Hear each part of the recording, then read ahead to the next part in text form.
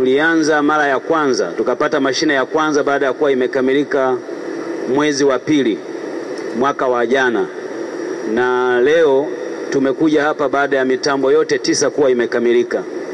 Chukua nafasi hii kwa kweli kumshukuru sana Mheshimiwa Dr. Samia Suluhu Hassan, Rais wetu wa Jamhuri ya Muungano wa Tanzania, ambaye amekuwa na msukumo mkubwa sana kwenye mradi huu, kwa sababu aliupokea ukiwa 30% hivi wakati wa utekelezaji wake, na kwa kipindi kifupi ameweka historia nyingine ya kukamilisha huu mradi kwa wakati. Tayari tumeshapata mitambo yote 9. Nichukue nafasi hii kuwashukuru sana wakandarasi waliofanya kazi hii na wataalamu wengine wote kutoka TANESCO ambao wamekuwa wakishughulikia mradi huu kwa muda mrefu. Changamoto kubwa kwa kipindi hiki au karne hii tulikuwa nayo katika eneo la mazingira ni mabadiliko ya tabia nchi.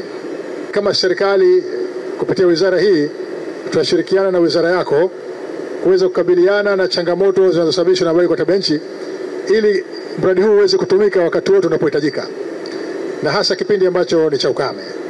Mradi huu umetekelezwa kwa zaidi ya shilingi trilioni 6.5 na serikali mpaka leo imeshalipa takriban 99.5% ya fedha hizo. Fedha zote hizi ni fedha za ndani. Na nichukue nafasi kwa kweli kumshukuru na kumpongeza sana Mheshimiwa Dr. Samia Suluhu Hassan, Rais wetu wa Jamhuri ya Muungano wa Tanzania, kwa kuweza kupokea mradi huu kutoka 30% hadi leo ameweza kukamilisha kwa kutumia fedha za ndani kuweza kulipia.